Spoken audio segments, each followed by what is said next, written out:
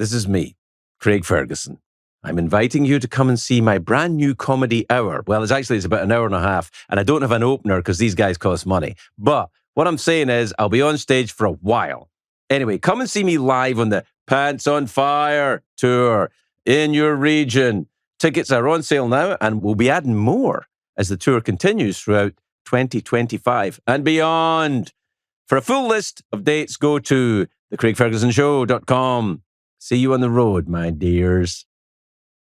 My name is Craig Ferguson. The name of this podcast is Joy. I talk to interesting people about what brings them happiness. Live from Brooklyn, New York City, this is the Joy Podcast coming to you from the Kid Super Studios, the tent within the Kid Super. It's a long story. Anyway, we're here. And my guest today is someone that I'm very excited about talking to because he does political stuff and I don't. But he's very good at it, and that's probably why he does it and I don't. Look, he's very good. He's got a new special out called Jordan Klepper Fingers the Pulse. MAGA, the next generation. He talks to the young MAGAs. The name of it, Jordan Klepper Fingers the Pulse, gives you a clue as to who is my guest today. It's Jordan Klepper. Enjoy.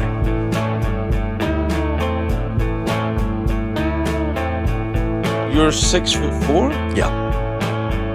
Very tall, 6'4". How can you be a tall 6'4"? Well, I think I say that You've got high hair. Does that add another? yes, you know the swoop. Yeah. You know, like I'm sure you've experimented with the buzz, the shorten, the I have. Yeah. I've done it all. But now I just go for a lot of product. yeah. I feel like we're working with the same stuff here. We have long faces. Long faces. We're lucky enough to keep the hair long enough. Did you ever go to a bar and anyone say to you, "Hey, why the long face?" Yes. Yeah, I've had that too. Yes. Are you a compulsive drinker? I look at you and I don't see that. I wouldn't say compulsive. I drink. Yeah. I drink more than I'd like to drink. Uh-oh. I read all those articles that come out warning. I mean, every article comes out tells you drinking's not good. Except in France. They always have these things come out in France where they say, a glass of wine a day will make you feel fabulous. that red wine a day cures heart disease, apparently. That's right. Stops heart disease. And a cigarette will cure COVID, That apparently. helps as well. Did you hear that? That one, really? Nicotine for COVID and arthritis, I think. That's so French. The ivermectin of France is a cigarette. No, ivermectin was the horse tranquilizer. No, it's not a tranquilizer. It's a horse. It was a horse. Was it a dewormer? I don't know. It was. Ivermectin was primarily used on horses, right to help a horse. Do you have ways. horses? Do I have horses? Yeah. Personally? Yeah. 0 horses. You don't. Is that going to be a problem with this podcast? Maybe a little bit. This is a horse-based thing, as you can see in the tent. I knew Mostly what we talk about is horses. I, in my life, had 3 horses. Well, 2.5. You still have the horses. Well, I don't have them. I'm married to a woman, and she likes horses, and she has 2 proper horses, and a kind of a backup horse. Really? Yeah. In case A Shetland pony. Oh. So it's no good for anything. Well, what is the overall purpose? Is it riding? Is it dressage? Dressage is, I'd like dressage. Do you know who does dressage? That's the kind of fancy one? Yeah. William Shatner. No.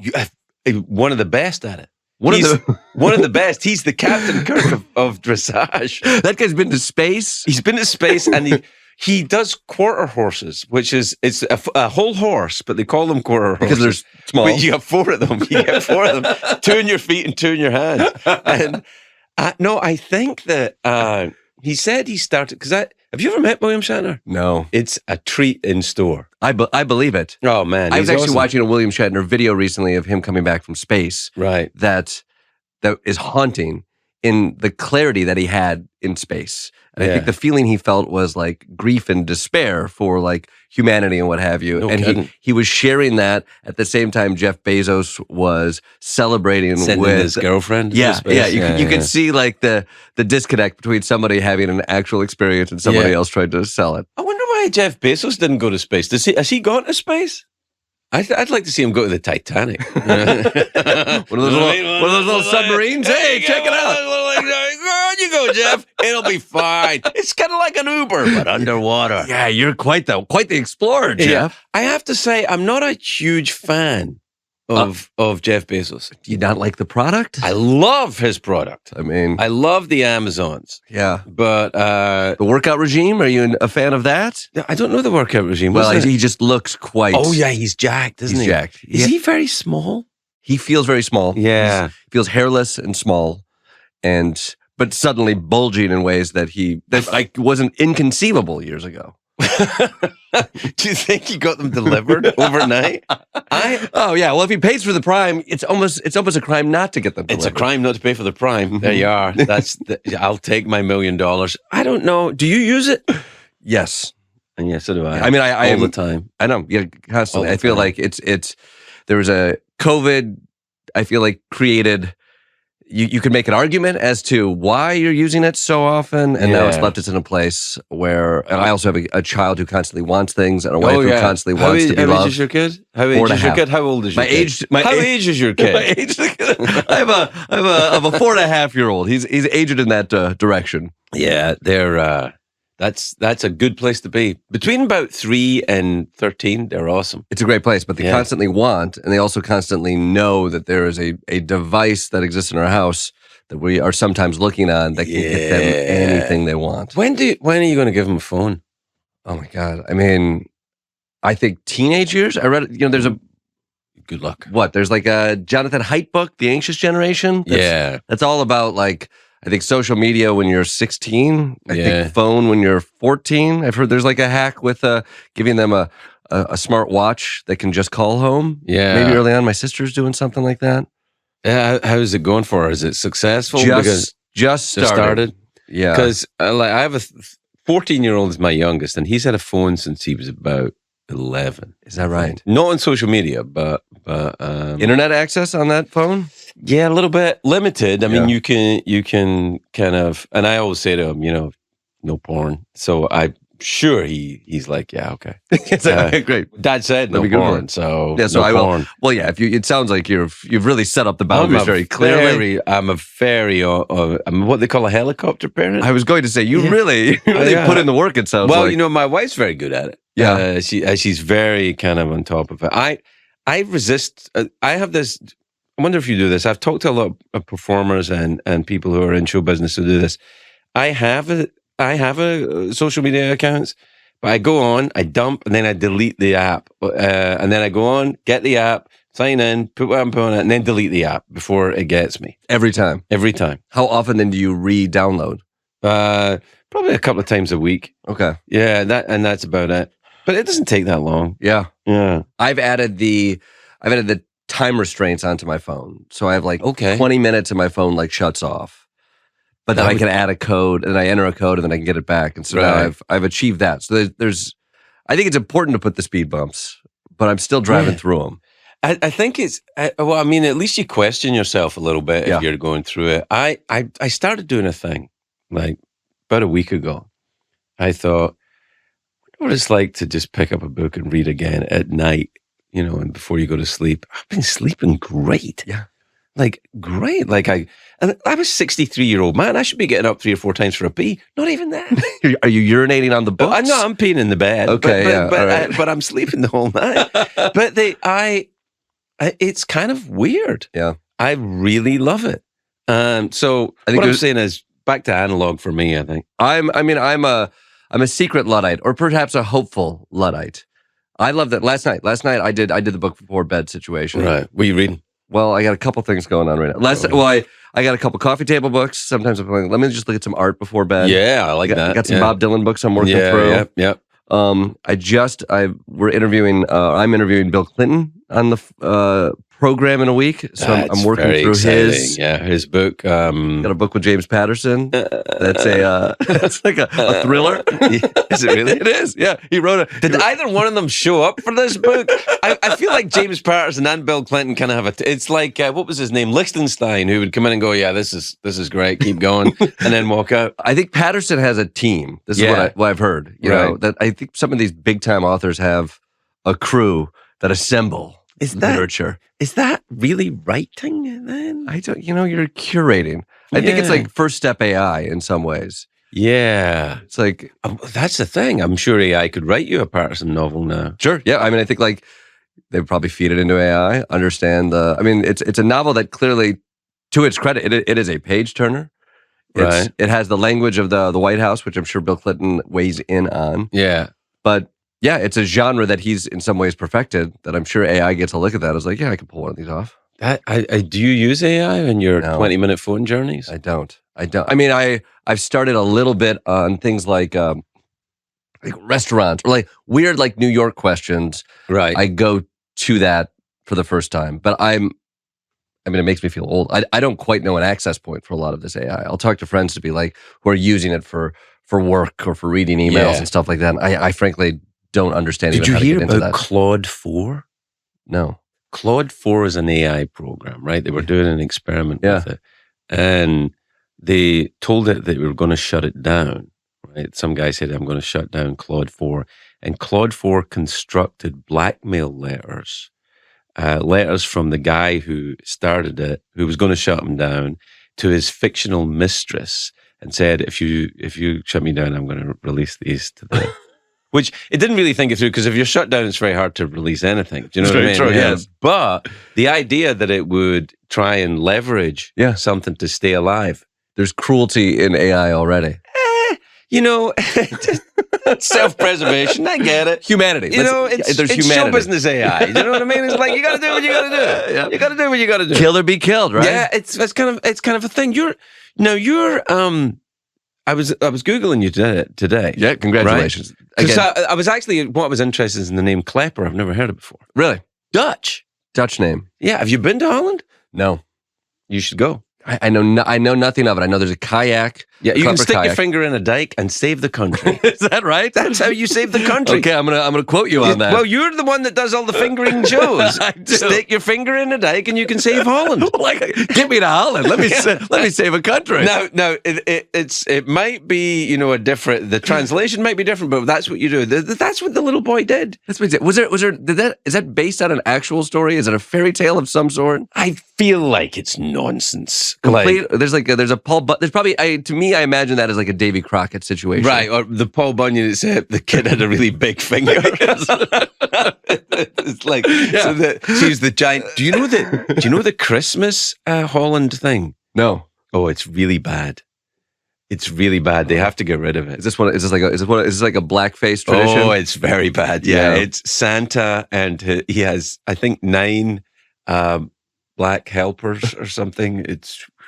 You realize there are some countries that are a good 70 years behind culturally dealing with these things. Listen, when I grew up in Britain in the 1970s, they had a TV show called The Black and White Minstrel Show. I'm not kidding you. Really? Right. And it was white guys, blacked up, singing barbershop songs on TV, on prime time.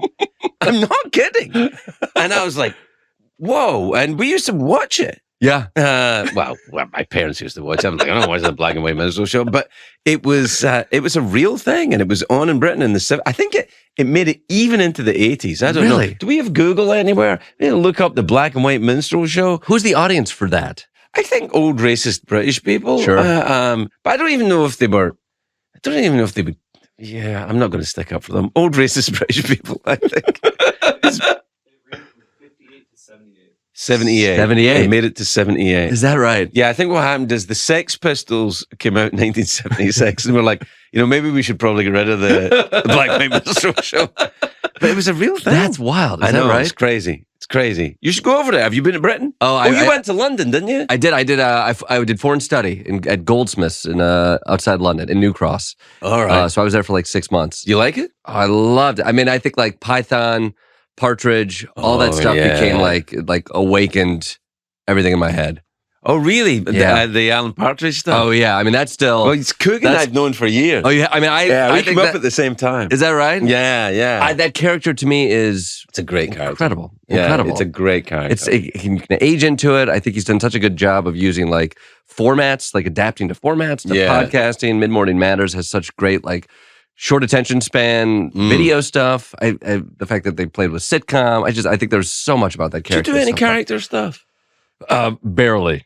I mean, I came up in the improv sketch world. Well, that's what I was going to say, because you were in the Upright Citizens Brigade, right? Yeah, so I performed there and Second City and Improv Olympic in Chicago. Right. So like, yeah, there's always characters. I think like as I've gotten older, though, I realized like my acting range is slight.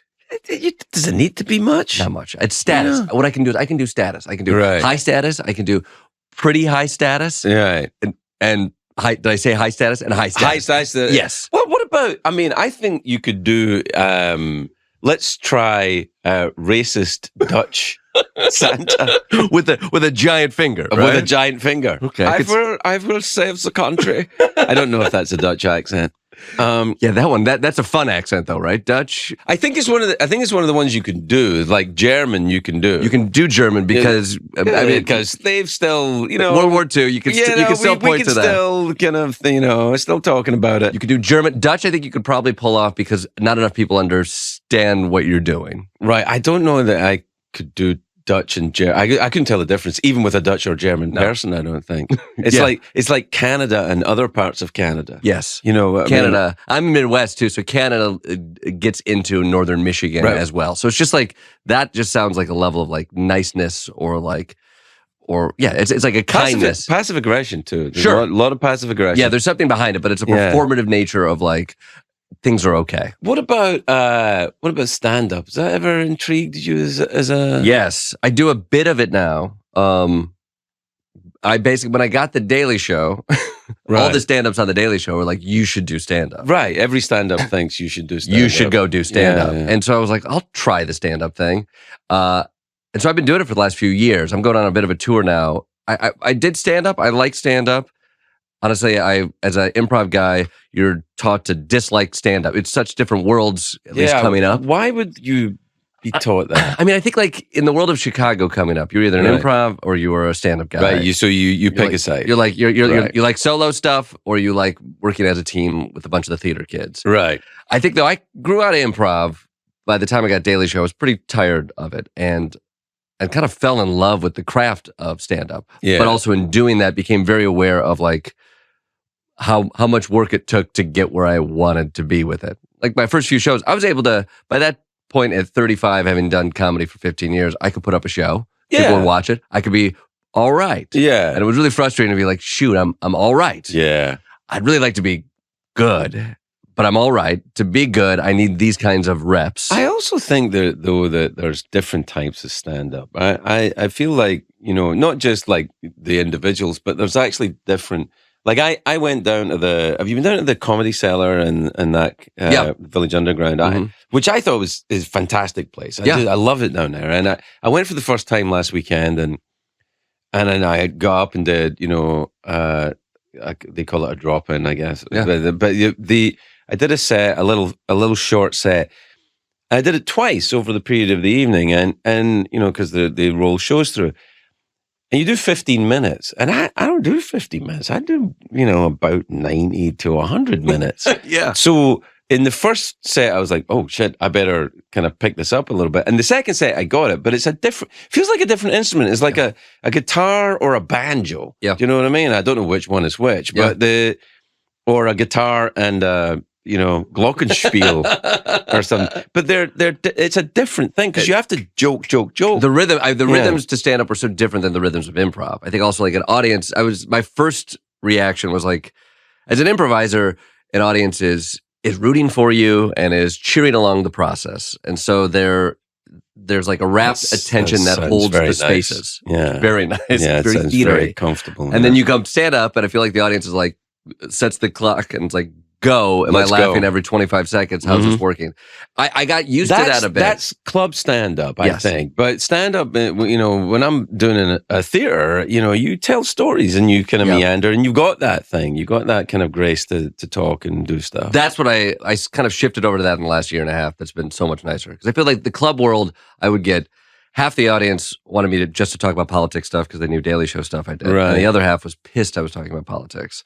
So that's politics for you, though. So I made a decision like in 2016, actually, that I would remove it from everything I do. Everything I do. How is that out on the road now? Do people still want it or they feel like... At first, everybody assumes that you're on the other side. Yeah.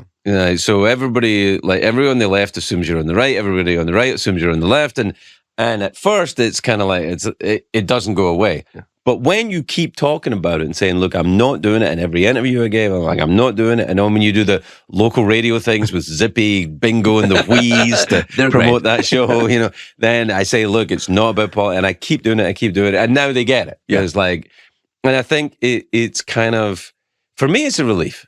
I just don't want to, and I'm kind of, I admire, because I remember talking to Stephen Colbert about this, it's like, he ran right at it. Like, if I was doing late night right now, I'd be like, nah, forget it. And then everyone would hate you for it. I was going to say, yeah, they'd be like, why? you coward. What are you doing? Yeah, that's exactly what they would say. You would say you're a coward. Yeah. And I'm like, why? I just don't want to get into it. I'm sick of listening to people I agree with. I'm like, fuck, please. But I guess when you have that volume of stuff to fill, politics is great. Oh, because every day there's a new show, especially now. There's a new show every day. We're going to invade Canada. Look out, Greenland. They're breaking up. I mean, how much Trump do you think you'd be talking about right now if you were doing a monologue tonight? I don't think I would be doing any of it. None of it? Yeah, I don't think so. Because I kind of feel like I came up, right, during punk rock, right? Yeah. And particularly British or really English punk rock, and particularly the Pistols, and the kind of the vibe of that, and the kind of the instigator of that was Vivienne Westwood and Malcolm McLaren, and Vivienne and Malcolm were great. The whole thing was selling the swindle, like it's a swindle, it's a game, and so the kind of what you kind of gets in your bones is like, I don't want to be hoodwinked by this the great rock and roll swindle. Yeah. And I feel like politics right now, particularly media coverage, is like, you fucking suckers, they're giving you a new piece of misdirect every day. Look at all this is going on. That's not the thing. The thing that you're not looking at is the thing. Yeah. And then, of course, if you go that way, then conspiracy theories and I've got a lot of them. Yeah. You a flat earther? Where are you at with the earth? Flat earther, contrails. Yeah, contrails and flat. Have you ever flown a plane? No. It's actually flown? You should do it. You should, really? Yeah, you'd like it. And my guess is you're a control freak. Yeah. There's part of it. Yeah, for sure. See, it'll appeal to you. I feel like I just watched the rehearsal of the Nathan Fielder show, which I loved. Can't say enough good things about it. But boy, it places you in I think it really set me into how stressful that job is. It's easy. I walk on a plane now, I'm like, yeah. I bet you push a couple buttons, you get on up there. And you're like, oh no, I think like the pressure of that. I've never jumped out of a plane. No, I wouldn't do that. You wouldn't do that? No. You'd be prepared to jump out of a plane if you're flying, right? Well, I'd rather land the plane. I like the idea of landing the plane. I wouldn't jump out of a perfectly good airplane to start going, wee. That doesn't appeal to me at all. So you have a pilot's license? I do, yeah. I only did it because I was frightened to fly. Really? Yeah. Which I thought, and then I was talking about this on late night, actually, to Kurt Russell, who is like a big timey aviator. Yeah. I mean, that's really what he does. He acts for money to pay for so he can fly. Gas. Yeah. And he said, yeah, you're not frightened of flying, you're just a control freak. I'm like, yeah, I don't think that's true. And then he said that this is what really got me, because vanity wins every time. He said, I just read your book. You're a control freak. And I went, Kurt Russell read my book? I was like, oh. Tell me more about myself. Yeah, enough about you, more about me. And he kind of got me hooked up with a flying instructor, and I got in it flying. And wow. Yeah. And did that do it? Was suddenly like, oh, riding in a plane is no big deal anymore? It changed it. Yeah. Now I'm frightened of flying, but I'm frightened of the correct things. Yes. As opposed to... Feels like that hurdle, though, it allows you to control something when you're flying, but it perhaps gives you more respect for the people who are in charge there, and therefore you relinquish some of that control? Is that where I think you have to relinquish control. I mean, I think that you have to be a bit more... See, my life has been stand-up, and you are a team player, and you're learning. to, I mean, you're now, I'm learning to be selfish slowly. Experimenting. Yeah. I've been, pathologically selfish since I nearly drank myself to death. I'm so selfish. It's crazy. I had to really work on it. But kids will do that for you as well, actually, I think. I mean, yes. Well, I do think that was a giant wake up for me of like, oh, I realize where I am selfish and how I am selfish in all those ways. Yeah, then a kid is there. You're like, oh, I thought I'm doing this for that reason or this for that reason. But really, most of these things I'm doing is for me. And then a kid comes along and it's like, oh, yeah, the whole name of the game is like, just protect that thing. Feed that thing. Be nice to that thing. Make money for that thing. Live for that thing. Yeah. Like, that was another big thing where I'm like, oh. Got to stay alive. I have to stay alive. Yeah. It's like, I wasn't thinking about staying alive. I got to fucking stay alive. I know. And it's kind of a bummer. Sometimes. Yeah, you're like, I need to grapple with that like now my new job is to like withhold pain from this child's life. Yeah. To be able to create space and security for this child for as long as humanly possible. And how's it go? It's okay. Did it kick in first day for you? Like when the baby was born, was it like a whoa, this is all, because I'll just be honest with you, it took me about 6 months. Yeah. Because at first when it's the baby, I'm like, oh, babies, jeez, what a pain in the ass. Babies are, they're just awful. But when they start, interacting with you, it's fine. But when it's just that screaming slug in the middle of the night. Yeah. Oh, God. Yeah, I mean that first wave is all of like I have to learn a new skill to keep this cellular thing alive for a while. Yeah, this egg that I brought home.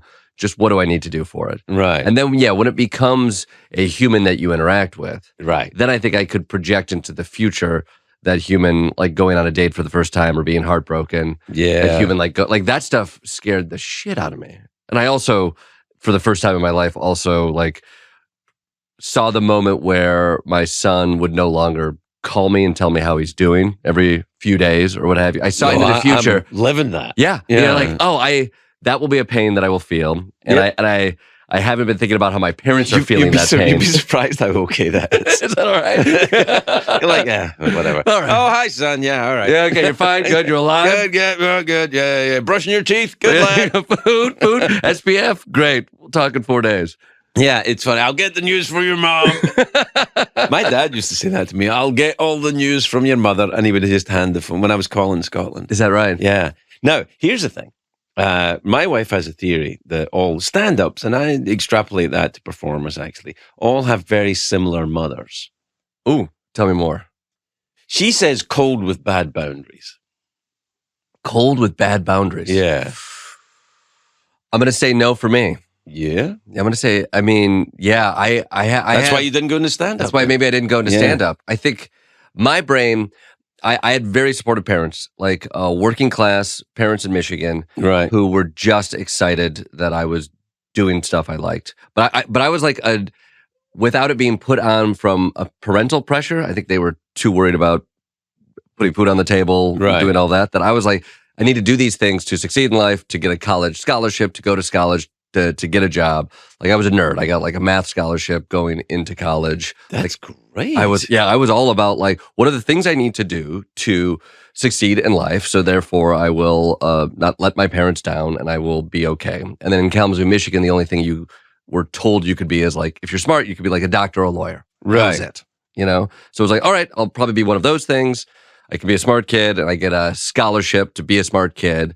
And then like the improv thing, the bug hits me. They send me to England and I get a little bit of this stuff and suddenly my brain is like, oh, I like this. I'm asked to think about stuff in different ways, feel in different ways, express in different ways. There's not like a path for that. Right. And so then it was like, well, fuck it. I want to explore this.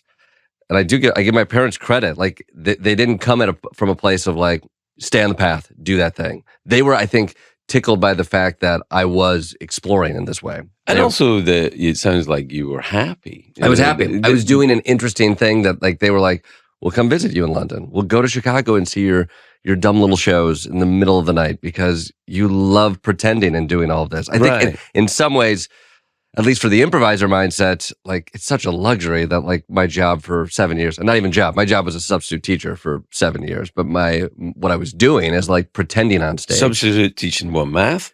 Everything in Chicago public schools. Oh man, I do that for the day job. You don't need to do stand-up. You've been in front of tough crowds. Exactly. Yeah, they're judging me constantly. Oh my God, that's hard. Yeah, it's constantly crowd work with a bunch of kids who don't want to listen to the things you're saying. Yeah, I don't know if I could handle them. My mother was a teacher. I was like, oh geez, no. In fact, a lot of people in my family are teachers when I think about it. Really? Uncles and aunts and stuff. Yeah. You don't see a connection to that though with stand-up that you feel like you would have naturally been. Think about it. The kind of like standing in front of groups of hostile Scottish people. That's yeah. I see it now. Yeah, I think that's I never thought about it. Yeah, maybe. Although I don't consider myself in any way in a teaching position with these people. Mostly it's about survival for me. I think. But I feel like one of your superpowers though is putting people at ease. Right? Would that be fair to say? I feel like you famously your ability to interview and get to the quick with people. Yeah, and put them. I feel like I'm non-threatening. I'm non-threatening. Sure, of course. And then maybe, you know what it is like, I really don't want to damage you in any way. I'm not interested in scoring a point against you. I don't care about that. You got to try to get a point in here or there. Not really. Come on, win. I mean, who's winning now? Who's keeping score? You're winning, and I want you to win. Oh boy, you're winning. It's no fun if you just give it up. You're Craig. winning at life. You're tall. You're tall too, Craig. Come on, that's tall shoe. You're winning. You're past the tall post first. You're the checkered flag of the tall race. I've got been away, and you're in. I'm in. You're in, and you did a little extra with the high hair. You got to. Yeah. You got to shimmy when you're in the end zone. You know what? I don't know if I have the testosterone anymore to get my hair to go high. I think it'll just. You know what the secret is? The secret is less product. Shut up. You think it's more product. No. The secret is less product. The product weighs it down, and you need enough to keep it in some sort of shape. But when you want height, if you're going for height, I don't know if I am though. It looks great. I feel like if I go for height, at this point in my life, it's like I'm the oldest guy in the club. You know what I'm saying? It's like, I think I should you get to a certain point, and I think it's around about 60 where you try and not embarrass people by being in the room with them. That's it. This is like, I hope he doesn't. Last night, I was doing a podcast last night, and I was sitting talking to these people for about an hour and a half or something. It was one of those long ones where you hold the microphone. That shows your age right there. It's one of these of these exhausted podcasts where they make you hold the microphone. You got to hold the microphone. I'm like, oh no, don't we have one of these? I had to hold the microphone, and when I stood up, my leg was kind of seized up, and I was like, oh my God, this is awful. And I was limping, and I thought, it's a little kind of trailer of what's coming. I'm literally limping now because I fractured a bone in my foot. Really? From standing on it too long. What? From standing on it too long. Really? Yeah. That can that happen? It can happen. You should maybe see a doctor. That sounds like brittle leg syndrome. I have the foot bone density of like an ailing sparrow. Wow. Yeah, and I feel like I'm feeling very old this year. I've got a lot of like ailments have suddenly hit. I'm 46, and so like foot cracked. I have gout. You have gout? I have gout. What are you, King Henry VIII? How the hell did you get gout? I sup at the table of kings. How did you get gout? Because gout's like a buildup of a mineral of some kind. It is. Yeah. You get it because you're eating. I joke that it is like I have privilege essentially because you're drinking yeasty IPAs and you're eating red meat. But a big part of it is too. It's a genetic thing that like basically if you get a certain level of you get uric acid buildup and diet is part of it, but mostly it's a genetic thing. Do you have to go vegan then? I should go no booze and no red meat, and I go no red meat. That's me. Yeah. I live my life like that. And do you like it? Yeah, it's fun. But the no booze thing is essential. Yes. Essential. I mean, that I get. I got sober when I was 29. Yeah. But I was... You live that life. Yeah, no, it was... No, well, as it turns out, it wasn't for me, but it was for me at the time. Yeah. No booze and no drugs and no red meat because, And you've just now gotten into reading? No, I've been reading You've for been a while. reading. I was going to say, I feel like nighttime reading is to me, like when I'm at my best and I'm not drinking, I'm taking a break and I'm eating good. Right. To me, one of the biggest elements of social drinking or even just solo at home is like marking the end of the day. And so I have such a hard time like transitioning into something that feels it's a good use of time at night. And to me, books does that sometimes. Let me talk to you. Let's wind it back a little to solo drinking at the end of the day. Oh, Craig, come on! I was winning. Okay. I was winning this conversation. Now let's just take a little solo drinking. Stop here at this God, little I knew this was happening. Rest stop on this little freeway and go.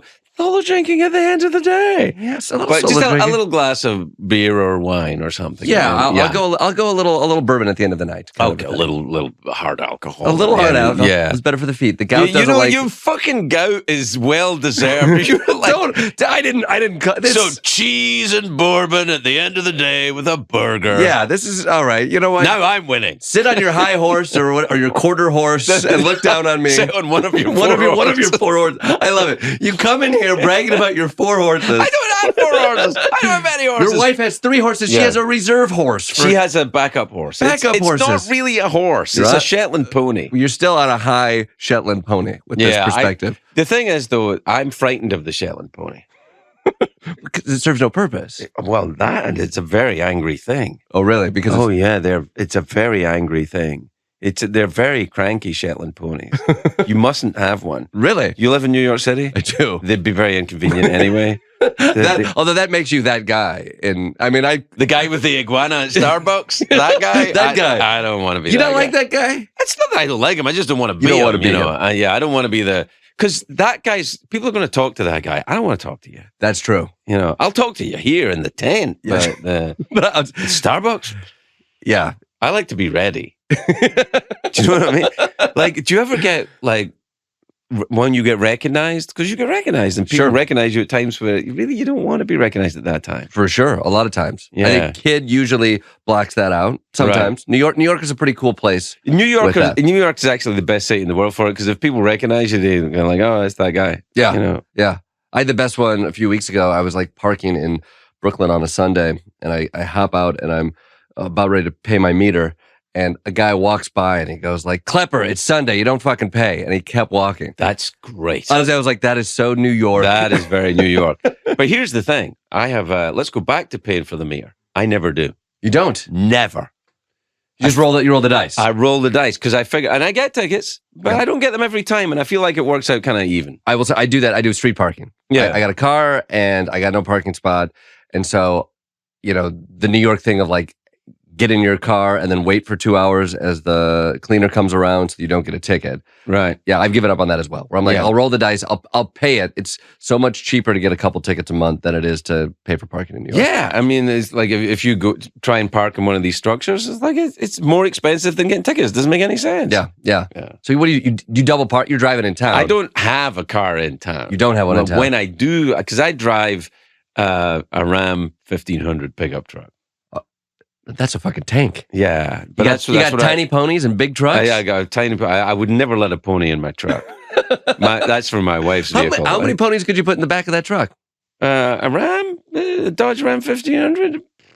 I don't know, one Shetland pony? You couldn't get a huge... You couldn't... No, you're thinking of the 2500. What is it? What do you like the beefiness? You use it? I like the because I'm an immigrant. Yeah. And I feel like, when you're an immigrant, it's kind of like, people that convert to a religion are more religious than the people who grew up in the religion. Mm-hmm. That's kind of like me with America. I'm more America than people who were America. Like you have like a cowboy hat at home? Oh, more than one. Yeah. I have 3 horses, 2.5. And I have a cowboy hat. I drink root beer over crushed ice. I yell at the TV. I watch NASCAR. You like NASCAR too? I watch NASCAR. Oh, you are in it. I sometimes I fall asleep in front of baseball games. I do the whole thing. I respect that. Yeah, I threw myself wholeheartedly into I'm Homer Simpson. That's the best place to be honest, to enjoy all of the indulgences of American culture. I feel like there's elements of that I feel like I myself am always probably partially pushing against Well, because I you grew up in it. Yeah. That's an interesting thing. What did you miss about it when you were in London, if anything? Well, I was such a sheltered child when I left. Right. So, like, I mean, I immediately sought out everything that felt American in London. But I'm also like 19 at the time, 20 at the time. Right. So, like, I'm eating I'm eating at the McDonald's in Trafalgar Square. Right. You know, I'm just eating at chip shops. And so the culture was as close to like American fast food culture as I could find. But as I like settled in it, I mean, I think what I mostly loved about London at the time was that I love big cities. I didn't know it. Kalamazoo was a tiny one. And I'm like, oh, these big cities have an energy. I love big cities. I love this city. Yeah. I love New York City. It's my favorite city. I think every other city is just kind of pretending to be New York. They all are. Except for, I went to Tokyo. Tokyo was the first. Tokyo doesn't give a shit. Yeah, I was like, this is Tokyo. Tokyo's Tokyo. Yeah, I think some of the European cities. I'm like, oh yeah, but New York is New York. You're like, Tokyo's 3 New Yorks. Yeah, Tokyo is kind of crazy. Yeah, I loved it. Yeah, me too. I felt if I had gone to Japan when I was a young man, I would not have come back. Yeah, but that would have been your life. And I would have just because I really liked it. I don't know why. I mean, just everything about it just seemed great. Yeah. Why did you go? Were you working? No, that was 5-6 years ago. My wife has always wanted to go. She loves Japanese culture. I did as well, but it wasn't on my bucket list necessarily. And so we went. We spent like 2 weeks. We did like a week. Did you go to Kyoto? Yes, went to Kyoto, and then went to the Noto Peninsula. Then we're like, we want to go to like a small fishing town and spend a couple days out there, and that was amazing. I feel like I felt a little bit this with Rome. What I loved about Rome is that there's like 3 centuries going on at the same time. The 1600s, and like Roman culture is like on the same block. Yeah. And Japan felt elements of that, of like Tokyo felt like a super city in its own future that I loved, didn't give a shit about Westerners or what they had going on. I found that. Have you been to Russia? No. Russia's amazing. Yeah. Yeah, I was, because I kind of came up during the Cold War. So, I had been told a lot of stuff about Russia that's not true. And people are hearing a lot of stuff about Russia that's not true right now. Yeah. And like when I was in St. Petersburg, which is as beautiful a city as I've ever seen. I mean, it's like Paris, but clean. Yeah. I mean, it's amazing. And Moscow is an amazing city. And the people are so gregarious. You know what they're like? They're like Irish people, literate drunks. They're all drunk and they've all read everything. I feel like the literature culture over there is incredible, crazy, right? Yeah. When have you last been there? I went there. I went there. I think it was about 2012 was the last time I was there. So I'm probably not going to go at the moment. Not a great time. Not a Flights great time. Could be cheap. Yeah. I don't know how you would get there. You'd have to fly into the Middle East and then fly up, I guess, huh? Yeah, I think so. Yeah. Yeah. I don't know. I mean, I always liked it. Yeah. I was like, and also I went to go and see, Lenin was the first dead body I ever saw. Is that right? Yeah. You're going to pick one. Yeah. He's in the mausoleum. I went in and see him. I've seen those pictures. It looks very spooky. It is very spooky. Yeah. But also, I kind of was like, is that really him? Really? Yeah. I thought maybe it might be, Feels like wax. It's at a distance. It's dark. I thought it was Jimmy Hoffa. Is that's where he is? I think that might be. It might be Jimmy Hoffa. Yeah. Okay. They took Lenin out, and Lenin is still alive on ivermectin. And is he? Yeah. And it's Jimmy Hoffa is in there. They steal it from the horses. You got sick horses there, but Lenin's still kicking it. Yeah. I think Lenin Putin sounds kind of the same. Yeah, it does. Yeah. Well, not really, but there's definitely certain letters that are the same. Do you know they have a lot of statues of Lenin? I don't know if they still have them, but they had a lot of statues of Lenin holding up a newspaper. Yeah. I don't really know why he was doing that. I thought he was hailing a cab of some sort. Yeah, it looks like that. He's always, his coat is flapping and he's always like that. Hey, they're striving. You can't get a cab in this entire Soviet system. That's right. I went to Estonia and they had like one of those, they had a sculpture park of all of the decommissioned. They've got that. They've got that in Moscow as well. Really? The Park of Totalitarian Art. Oh, wow. It's amazing. Amazing. Right? Oh, my God. I mean, because, the art, it's fascinating. It's so brutalist in nature. All of these figures they're all striding. Like, they all Everybody's have that striding, they're all moving in some kind of direction. Big heads. Yeah, giant heads. Great tailored suits. Yeah, and also the one in Moscow, I don't know about in Estonia, but the one in Moscow, they're all kind of like toppled over and like, So that's kind of weird. Yeah. And you know the weird thing I found in Red Square? First time when you go into Red Square, you walk into Red Square and you start crying. Really? It's the weirdest thing. You're like, oh my God. It's enormous. Yeah. It's enormous. Uh-huh. And then the kind of weirdness of it all. Maybe it's my generation because of the mystery of the Soviets and the terror. It was like going to like the Devil's House or something. And then the graves on the John Reed, the American communist, is buried at the Kremlin Wall. Really? Yeah, and Stalin is buried there.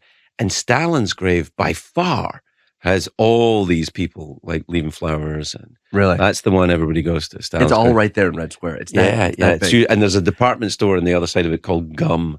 You see it? Is it purposely? It's right there. It's right there. Yeah, it's an old building. I don't know if it was always a department store. I think it might have been the Tsar's wardrobe or something like that. I mean, it's insane, though. Yeah. Oh, man, it's crazy. And Lenin's right there, like in the center? No, you go down the little steps and it's kind of dark, not unlike this. Yeah. And then it's like a Dracula or, Sleeping Beauty, but done by The Cure or something like that. Oh, wow. Yeah. Is there like a line? Is he still a draw? I mean, in 2012, yeah. 2012, people were still going, but yeah. I don't know if they're going now. Because it's an Instagram moment now, isn't it? You would be going down there like, here's me and Lenin, here's me and Will.i.am, whoever it is at the time. Yeah. Will.i.am is fine, by the way. He's not dead. As of this recording, Will.i.am is fine. Yeah, who knows? Fingers crossed. He was a hologram at one point, but I think he was still alive. That was mostly a... Have you seen ABBA are a hologram now? Are they really? Yeah. ABBA have got a show going on in London that you can go to, and they're robot hologram machines. And that's the whole show. I know that Tupac was a hologram for a bit. Right. Well, yeah, but for obvious reasons. But ABBA, they just didn't want to go. Like, Tupac can't make it, to be fair. But just I can't do a 6-night-a-week run. That just doesn't make any sense. He's not available for that. But ABBA, they could still conceivably go and sing the songs, but they don't. That's power. But it's young ABBA. Oh, I mean, you get to pick the... No, that's what you get. You get young ABBA. But it's like, have you ever been to Graceland? Yes. Right. Well, you know when they have Elvis's suits up there? Oh, yeah. It's not Fat Elvis. It's not Fat Elvis. But see, I love old rock stars is what I want. Oh, yeah? I love it. Yeah. I love it. I'm a Dylan guy, and I love old Dylan. Did you like that film? Yes. Oh, good. I think like it's not the Dylan film I would necessarily make, but I think part of what I love is all the lore around him, and somebody just being like, all right, this is the Dylan story we're going to tell. Right, we'll do this bit. Yeah, it's an artist's life. There's too many different bits. Yeah, but I thought Edward Norton was great. I like Edward Norton. I think that's such a fun Pete Seeger. Yeah, like I think he's always in the Dylan myth been such a kind of a nerd, a dweeb attached to Bob Dylan. And I know next to nothing about Bob Dylan. Really? Yeah, it just didn't pass me by. Yeah. Yeah. I found him late, and just his talent, but beyond that, like as a performer, his freedom to he found a success as a performer at such an early age, and then just dumped it and looked for something else. And I feel like so much of like being a performer, an improviser, is like trying to find what's your thing. Yeah. So that you can sit in it and find a little success for a moment. And like Dylan figured it out and was like, fuck it, I'm going to do another thing. And he figured that out, and they're like, fuck it, I'm going to do another thing. Like his impermanence is so impressive to me. I think people who get very successful very young also get injected with a confidence. For sure. That sometimes is warranted, in the case of Dylan, definitely, and sometimes is absolutely not. And then they get into this odd kind of sense of entitlement. Yeah.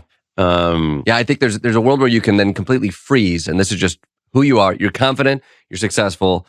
This is the gravy train you will ride for life. I think it's an interesting.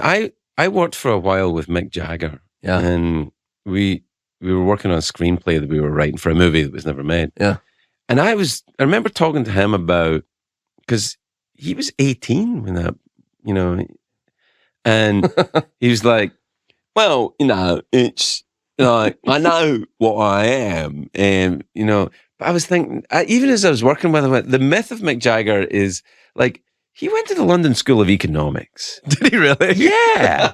He's a very clever, astute businessman. And he's made a couple of mistakes that no one really talks about. But I remember them because I look for the negative. But did you ever see the movie Ned Kelly? No.